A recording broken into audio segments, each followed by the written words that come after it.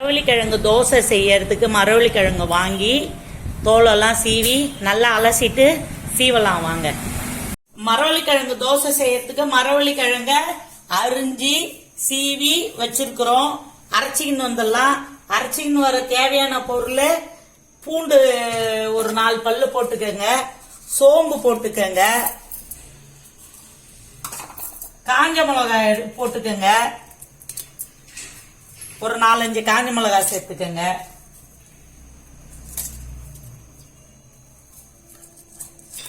சோம்பு சின்ன ஜீரகம் கொஞ்சம் சேர்த்துக்கங்க. சேர்த்து ஒரு கொரகொரப்பா அரைச்சிக்கிட்டு வந்துடலாம். கருவேப்பிலை சேர்த்துக்கங்க. அது கூட ஓட்டின்னு வந்துருங்க. ஓட்டுமா ஒரு கொரகொரப்பா ஓட்டிட்டு வந்தாச்சு. இப்ப மரவள்ளிக்கிழங்கையும் போட்டு ஒரு ஓட்டிட்டு வந்துடலாம். கொஞ்சோண்டு தண்ணி சேர்த்துக்கங்க.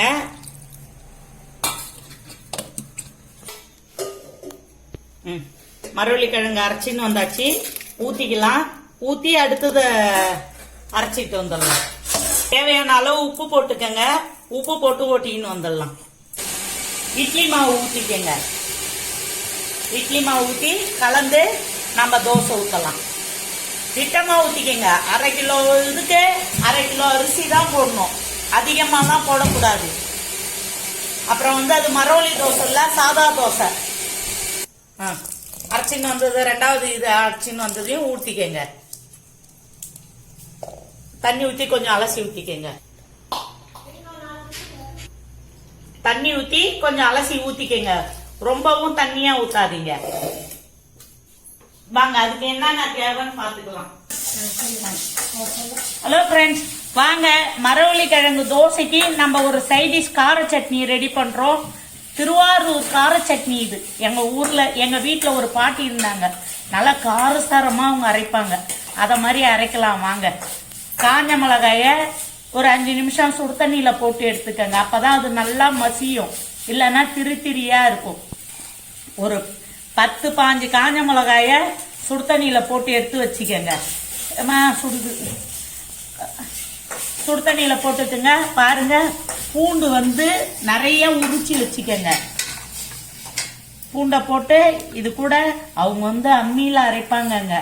நான் மாசமா இருக்கக்குள்ள அந்த பாட்டிமா அம்மியில அரைச்சத சாப்பிட்றதுக்கு எனக்கு ரொம்ப பிடிக்குங்க. இப்பெல்லாம் நாங்க எங்க அம்மியில அரைக்கிறது, மிக்சியில போட்டு ஓட்டின்னு வந்துடலாங்க. ஒரு ஓட்டிட்டு வந்துட்டு அது கூட 4 சின்ன வெங்காயம் போட்டுக்கோங்க. உப்பு போட்டுக்கங்க தேவையான அளவு.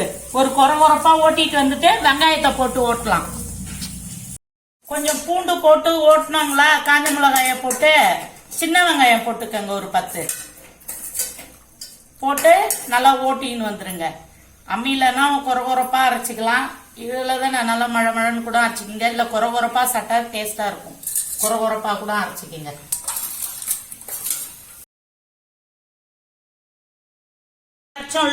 அதுக்கு ஒரு தாளிப்பு போட்டுக்கலாம் வாங்க.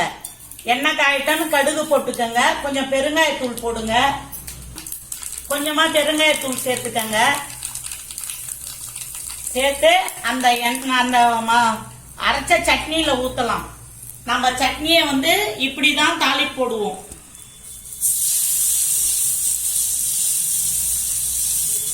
அதிலே அது வெந்துடும்.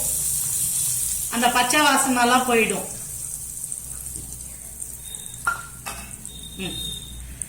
நம்ம தாளிப்பு போட்டுக்கலாம். ஒரு 2 கரண்டி எண்ணெய் ஊத்திக்கங்க. கடுகு உளுத்தம்பருப்பு சேர்த்துக்கங்க. எண்ணெய் காயிட்டோன்னு உளுத்தம்பருப்பு பொரிஞ்சிடுச்சு. கடலைப்பருப்பு சேர்த்துக்கங்க.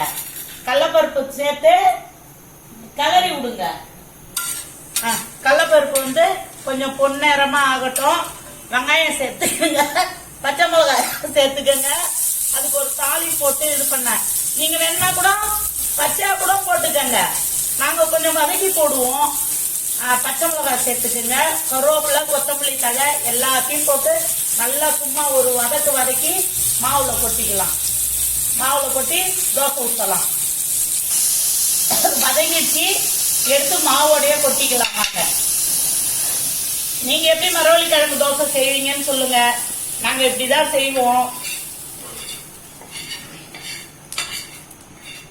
நீங்க வானல்ல கூட போட்டு வதக்கி கொட்டிக்கிங்க. நாங்க ஒரேடி இதுலயே கொட்டி செஞ்சுக்கலாம்னுட்டு.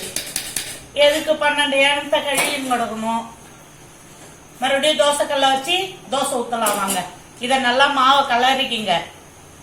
கை விட்டு கலராதீங்க, சுட சுட இருக்குது. அப்புறம் கை நல்லா வெந்துரும்.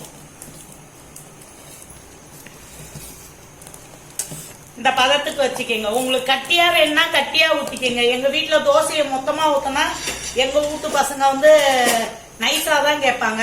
அதனால வந்து நாங்க வந்து தண்ணி கலந்து வச்சிருக்கிறோம்.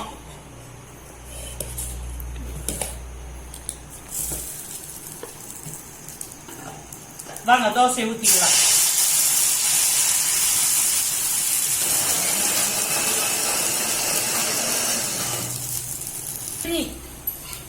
கொஞ்சம் இத மாதிரி தோசையை ஊத்தி எடுத்து வச்சு கார சட்னி வச்சு சாப்பிடலாம். வாங்க. நான் வீடியோவே ஆஃப் பண்ணாம இவ்வளவு நேரம் எடுத்துனே இருக்கு. ஆன் பண்ணவே இல்லையா?